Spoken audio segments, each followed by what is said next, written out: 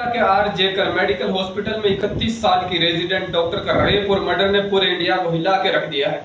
14 अगस्त की रात को रिक्लेम द नाइट के देखने को मिले हजारों लोग और औरतें जस्टिस की डिमांड पर सड़कों पर निकले और इसी रात 40 के करीब गुंडे हॉस्पिटल में प्रोटेस्टर्स पर हमला कर देते हैं।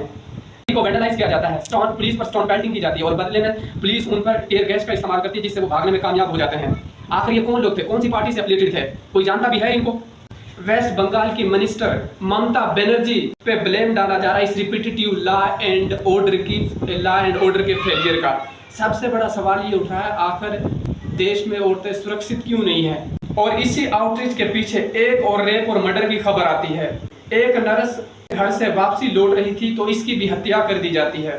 2 हफ्ते ही चलता है और फिर खत्म हो जाता है। औरतों के पीछे इस रूट कॉज को कोई एड्रेस ही नहीं करता। इस प्रॉब्लम को अगर हमने सोल्व करना है, समाज पैट्रियर्कल माइंडसेट, इंटरनेट पर चीप कंटेंट का होना जो औरतों को ऑब्जेक्टिफाई करता है और रेप को ट्रिविलाइज करता है, सेक्सुअल हरासमेंट को कैजुअल लेता है, एनिमल और कबीर सिंह जैसी फिल्में जिनमें माँ बहन की गालियों को नॉर्मलाइज किया जाता है, ये सारी ऐसी चीजें हैं जिनसे माइंडसेट प्रोपागेट होता है और औरतों के खिलाफ वायलेंस प्रोपागेट होता है। दूसरा, समाज में रेप का जिम्मेदार सिर्फ औरतों को ही ठहराया जाता है और अजीब और गरीब किस्म की बातें की जाती है। औरतें बाहर क्यों गई, छोटे कपड़े क्यों पहने हुए थे, स्ट्रेंजर्स के साथ बात ही नहीं करनी चाहिए थी और ब्लेम औरत पर ही डाला जाता है। इससे रेपिस्ट को लगता है उनकी तो गलती ही नहीं थी।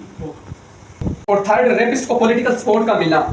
लोग बात तो करते हैं इस इंसिडेंट के बाद कि इन रेपिस्ट को फांसी चढ़ा देना चाहिए, लेकिन असल में रेपिस्ट कन्विक्टेड रेपिस्ट के साथ क्या होता है, ये 20 साल की सजा में से तकरीबन 4 से 5 महीने ही जेल में रहते हैं और पॉलिटिकल असर और रसूख की वजह से बाहर आ जाते हैं।